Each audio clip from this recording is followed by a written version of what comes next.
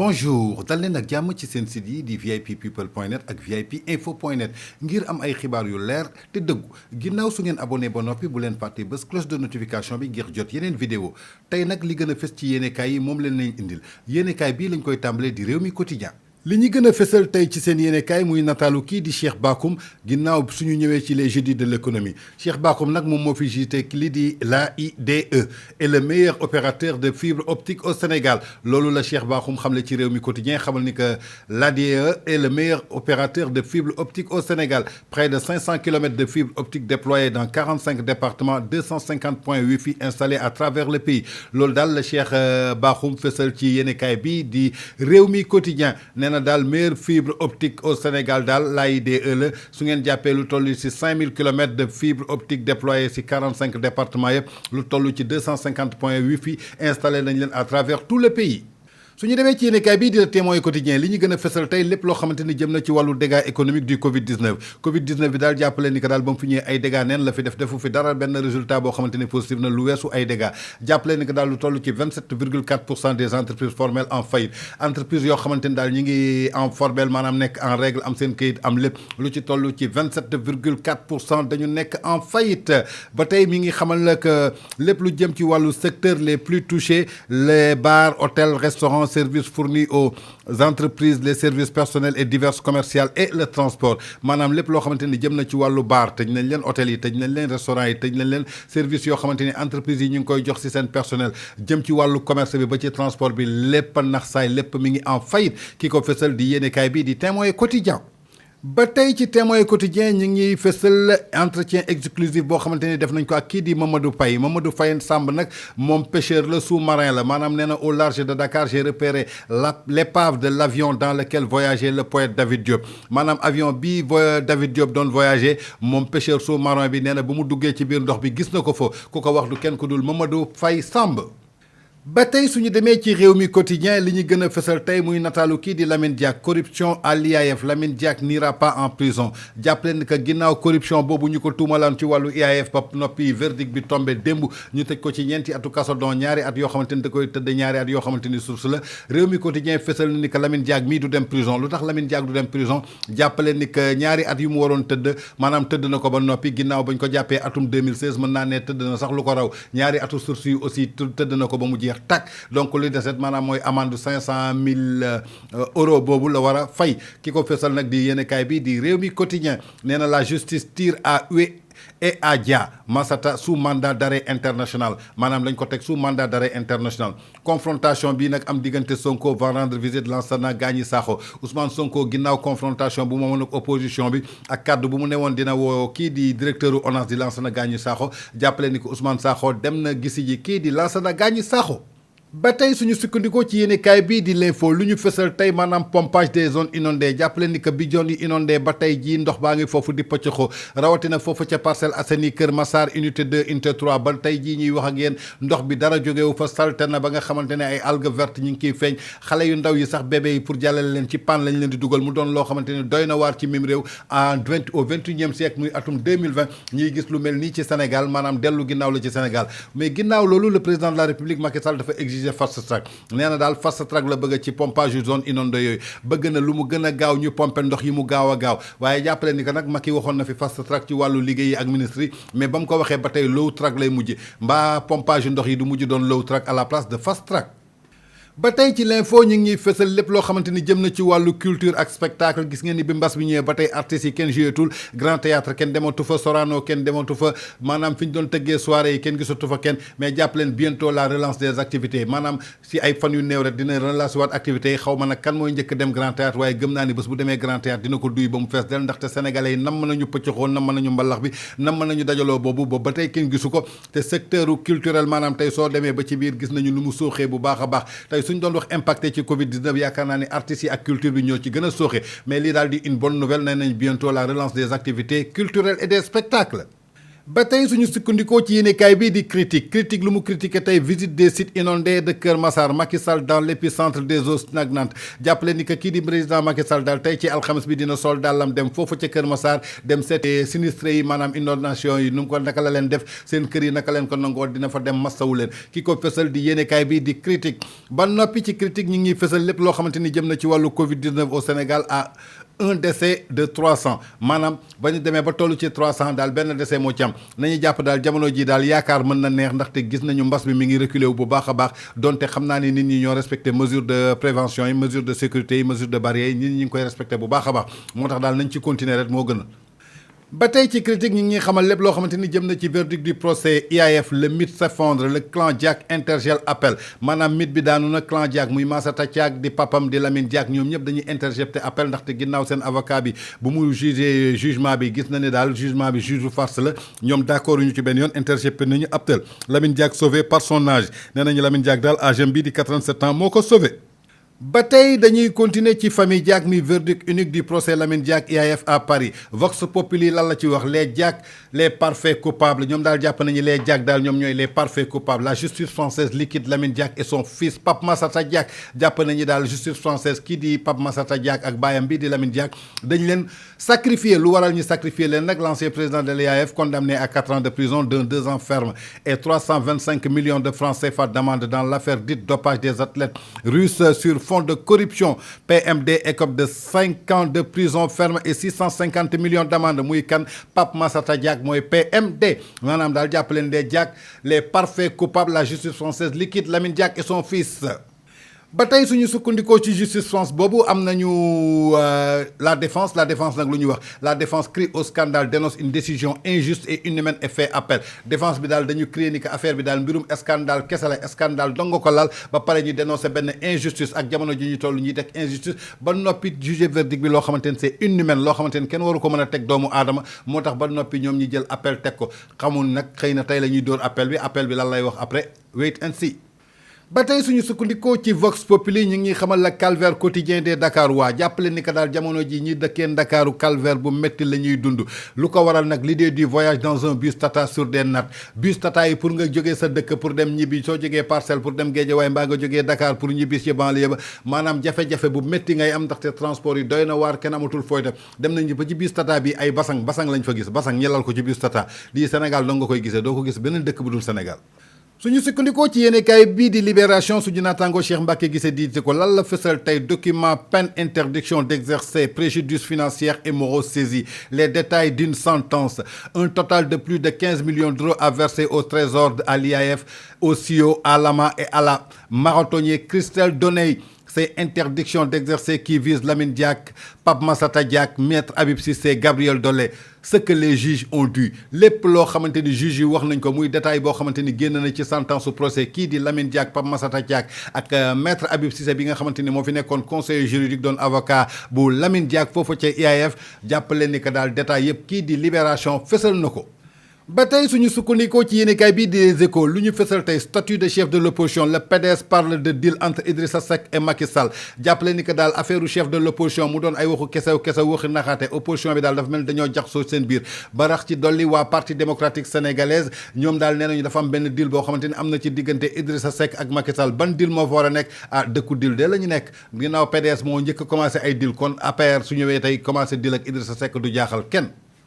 ba tey suñu sukkandikoo ci les Échos ñu ngi fësal lépp loo xamante ni jëm na ci wàllu inondation yi et leurs nombreux dégâts dans la banlieue Kër Massar c'est toujours l'enfer jàppale ni foofa ca Kër Massar maanaam Parcelles Assainies ya fa nekk ñi ngi dund enfer bu métti muy safara yoo xamante ni kenn xamul nu muy toll des maisons abandonnées des commerces fermés les derniers flambent de 500 pour traverser 2000 francs si ce sont des meubles jàppale ni que daal tey foofa ca Kër Massar ay kër yu bëri abandonné lañ commerce yi tëj nañu maanaam denrées yi yëkkateeku nañu flambé nañu prix yi cher na trop pour nga traverser da ngay fay téeméer su dee ay meuble nga yóbbu nag 2000 francs ngay fay pour ñu jàll ko la boulangerie inondée le prix du pain passe de 150 à 200 francs dans certains endroits jàppale ni ko kilo mburu bi su doon fanweer la doon jar ci yenn endroit jamono ji ñeent fukk lay jar foofa ca Kër Massar ba tey suñu sukkandikoo ci yéenekaay bi ñu ngi xamal lépp loo xamante ni jëm na ci wàllu convocation à l'inspection générale d'administration de la justice Souleymane Teliko finalement auditionné aujourd'hui ginnaaw bañ ko convoqué woon démb tey lañ koy auditionné kii di Souleymane Teliko mais ginnaaw loolu union des magistrats ñi ngi jam baaraamu tuuma kii di ministre de la justice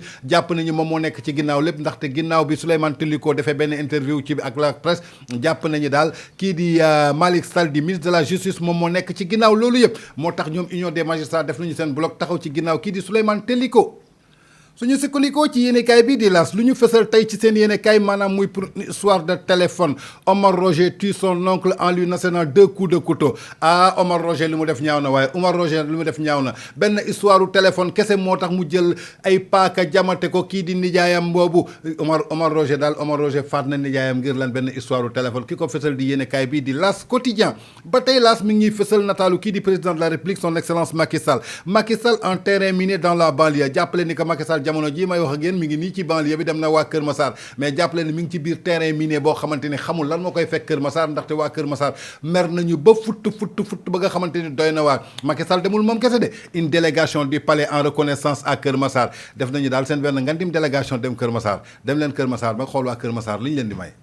suñu sukkandikoo ci yéenekaay bi di Direct News li ñu fesal tey muy nataalu ñaar ñi di Mamour Diallo ak Ousmane Sonko lëmbe na presse bi temps yi de dossier des 94 milliards de francs CFA opposant Ousmane Sonko à Mamour Diallo sulliwaat nañu dossier bi de dossier 94 milliards ñëwaat na Ousmane Sonko bii mbaa du gaaj yi dañ ko bëgg a fexal Ousmane Sonko su sàgganee du fekkee élection 2024 yi de mbaa gars yi duñ ko yóbbu ndungu sin en tout cas doy na waar dossier des 94 milliards de francs CFA opposant à Ousmane Sonko à Mamour Diallo soulevé encore par Direct News jàppaleen l'affaire traîne depuis 2017 ba tey jii ñu ngi ci ñetti at je suis sûr que si le procureur ouvre le dossier Mamour Diallo sera convoqué en prison menace Sonko Ousmane Sonko daal nee na bés bu procureur ubbee dossier bi kii di Mamour Diallo procureur da koy yóbbu prison ah lu samay kàddu de Ousmane Sonko moo ko wax les chefs d'accusation de diffamation et d'injure publique ont été mentionnés par le conseil de l'ancien directeur des domaines comme motif de la plainte contre Sonko ah Mamour Diallo tamit bàyyiwul noonu de moom daal porté na plainte def ay diffamation ay injure publique ak ay menaces contre kii di Ousmane Sonko en tout cas ginnaaw Ousmane Sonko bu mu nekkee Bougane xeex bi jeexagul Mamour Diallo ubbi war na beneen guerre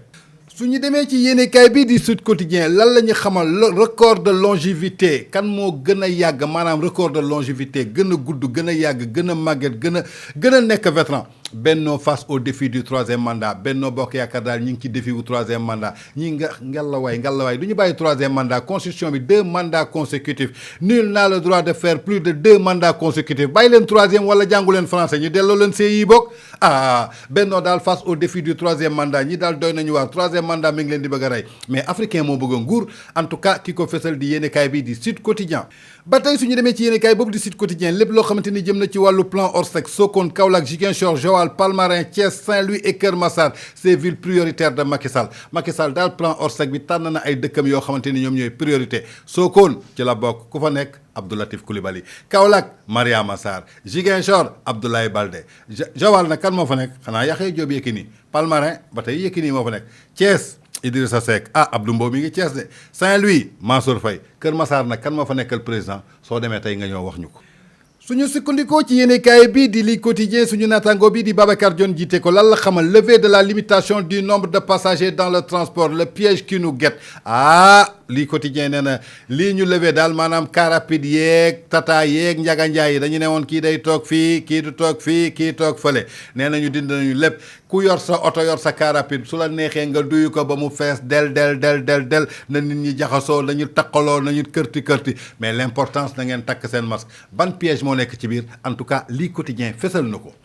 ba noppi mu fësal nataalu kii nga xamante ni mooy le prince des Wade nag suñ ko waxee suñu xel yëpp day dem ci Doha su jógee Doha mbaa dem Qatar kookoy Karim Meïssa Wade il sera candidat en 2024 en tout cas Karim Wade sera candidat en 2024 waa Karim Wade nu muy nekkee candidat 2024 depuis ban at la daw Dakar dem si yoonam ñu yóbbu ko Qatar mu dem toog foofu mais Karim Wade bi est-ce que sénégalais yi ñor nañ ko su ko Sénégal ñoroon day ñëw fii sol yéreem dugg ci kaso bi génn def ni Khalifa Sall def ni ñoom Idrissa Seck en tout cas lii quotidien nee na Karim Wade sera candidat en 2024 nañu fi yàlla bàyyi ba 2024 ñu xool ndax Karim dina ñëw wala du ñëw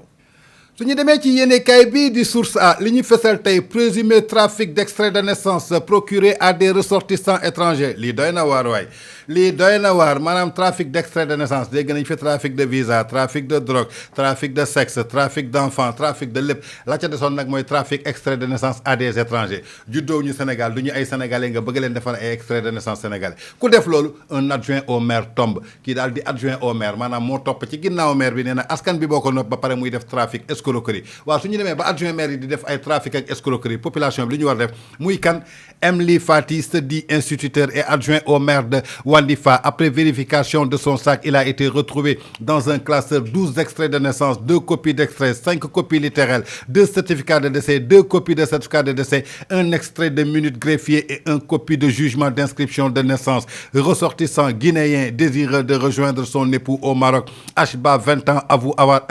obtenu l'extrait de naissance au centre principal de Sakhar à Sédhiou pour l'entreprise MLF qui lui dit être facilité l'obtention de carte nationale d'identité au commissariat de Grand-Yoff ñi ñoo saay te bandi waaye lu waay rendi sa loxo lay naaj kii di adjoint maire bi daal moom moo doon def ay trafic d'extrait de naissance di ko jox ay guinéens ay ressortissants yoo xamante ne ay étrangers lañu bëgg leen def sénégalais par la force jàppale ni que kii daanu na mi ngi ci loxo yoon. ba tey suñu sukkandikoo ci Source A ñu ngi xamal à l'origine du report de l'audition du juge Toko lan moo indi tey ñi reporté waat audition bi nga xamante ni waroon nañ ko defal juge Téliko bi démb tey lañ koy di nee na cette faute de débutant de l'inspection générale d'administration de la justice maanaam ñoom commencé guñu sax ay faute tombé na ci waaye ñun fu ñu jëm Sénégal bii daal ku yeboo na nga tuxu dem dëkk ji Gambie mbaa nga dëkk ji Mauritanie. suñu sukkandikoo ci yéenekaay bii di l'exclusif lu ñu fesal tey muy nataalu Karim Wade exil de Wade en fils les karimistes engagent la bataille du retour jàppale ni que daal bañ ko exilé dàq ko Sénégal yóbbu ko foofu ca dàq doxaa mu toog foofu di lijjanti boppam ñii di karimistes yi nee na dañuy engagé la bataille du retour waaye yéen da ngeen yéex a engagé bataille du retour waaye ba élection présidentielle yi ñëwee fii ngeen ñu ne woon Karim Wade day ñëw vous engagez la bataille dara xëy na nag 2024 ngeen wax ñu ngi ci 2020 xëy na fii ak 4 ans ñu xool lu ñuy gis ba tey en 2024 rallié ou alerte sérieuse Macky épuisé Marème Faye Sall candidate de l'APR kon Macky daa sonn waxuma ko de exclusif moo ko wax nee nañ daal jamono ji Macky Sall épuisé wu na sonn na daanu na xam nga kan mooy candidat APR Marème Faye waay Marème Faye derrière chaque grand homme y a une grande dame waay ku ko wax nag di l'exclusif maanaam Macky sonn na daal Marème ñëw na nañu déglu Habib Sy lu mu wax nee na nous sommes remarqués par les contraintes du président de la République emblématiques dans des détails embrouillés et dans des applications techniques. Il a le sentiment d'avoir le col sur les ministres de l'Intérieur dont les visites est de plus en plus déco jàppale ni que daal l'exclusif lu mu fësal tey maanaam mooy kii di président Macky Sall dafa sonn Marème Faye Sall mooy candidat APR. suñu sukkandikoo ci yéenekaay bi di Stade Sport lu ñu fesal tey maanaam kii di maître Augustin Senghor mi ngi tontu kii di Noël Le Graët nag bu mu soulever affaire racisme ci wàllu football kii di Augustin Senghor tontu na ko bu baax a baax ba tey ñu ngi xamal kii di Djily Dieng agent du gardien sénégalais Edouard Mendy devrait signer aujourd'hui à Chelsea waa Djily Dieng nag mooy agent wu kii di gardien Edouard Mendy ginnaaw ba ñuy dox contrat am digganteem ren ak Chelsea jàppale ni lépp noppi na ba mu defee visite médicale am affaire bi yëpp sotti tey la ñuy signer contrat bi jàppale ni que daal Edouard Mendy ci wu Chelsea yooyu lay mujjee suñu sukkandikoo ci yéenekaay bii di l'Observateur li ñu fesal tey trajectoire d'un chercheur compulsif le sombre histoire de SD Niass le présumé prédateur sexuel qui faisait le tour du pays pour coucher et filmer ses ébats avec ses proies kii mooy xaj dëgg laay la xëy la laa SD Niass ba noppi sant Niass santu Baye Niass bi kii moom xam naa Niass bi dañ ko abaret mooy ñooñu nga xamante ne dañ leen di abal santu Niass bi moom daal benn prédateur sexuel la defewul dara di wër dëkk bi jàpp xale yu jigéen yi di leen tëddee gauche ak droite ku su tëddee kii suba tëddee kii midi su tëddee kii midi tëddee kële guddi ba noppi nag yor téléphone am ak ay caméra am di filmer xale yi donc son enfance ses mariages ses voyages à l'étranger une centaine de victimes dont plusieurs femmes mariées laay la xëy la laa laay la waaw ban dëkk lañ nekk ay femmes mariées am jëkkër ba pare non ñii ñoo bon mais en tout cas daal jàpp leen ni que kii di SD Niass muy présumé prédateur sexuel bii nga xamante ni tëddee na ñëpp ku am jëkkër ak célibataire ak ku amul jëkkër ba noppi di leen filmer ña nekk ci loom ëpp nañu ay centaines ki ko fesal nag di l'Observateur waa Sénégal ban dëkk lañ nekk axiru zaman wala en tout cas wait and see. ba tey suñu sukkandikoo ci l'observateur ñi ngi fësal nataalu kii di Mati Thiam Dogo Mati Thiam Dogo nag chanteuse la nee na la musique est devenue un jeu je veux revenir en force nee na jamono ji daal moom lu mu jàpp ni daal musique bi benn jeu la quoi foowukaay la ping pong comme xale yi ni ñu koy defee ay Mickey Tom et Jerry maanaam mais moom daal jàppal leen que dafa bëgg a revenir en force mais Mati Thiam ndax am na kàttan bu mu revenir en force Mati Thiam da ngaa màgget de am ngay sëtaatu te jamono ji nee nañu musique xale musique du meer. ba tey suñuy yëgee ci yéenekaay bii di suñu làmb ñi ngi fësal kii di Pape Thialis répond aux attaques de Tapha Tine Boy Niang 2 aura lieu Pape Thialis daal ginnaaw bi ko Tapha Tine ne sa chèque bi nga ma jox sans provision la amul xaalis amul dara soo indiwul sama xaalis mardi Pape Thialis génn na pour tontu Tapha Tine ne na ko combat bi dina am mais Pape Thialis foo teg loolu joxe woo chèque ba pare combat bëgg am en tout cas Pape Thialis répond aux attaques de Tapha Tine Boy Niang 2 aura lieu yaa ko wax nit ku nekk ak sa kàddu nag ñi ngi lay déglu. ba tey suñu sukkandikoo ci kii di Bourkhane Wade muy Boy Niang 2 sa prépare Bourkhane nag moom mooy manageru kii di Boy Niang nee na Boy Niang mi ngi préparé wu bu baax Mbaye Gningue nag nee na la situation va se décanter Mbaye Gningue waxaat na kon Pape Thialis xam naa ne wuti na xaalis jox Tapha Tine en tout cas combat bi sénégalais yi ñu ngi koy xaar Tapha Tine Boy Niang 2 en tout cas ndaw combat bu nar a neex.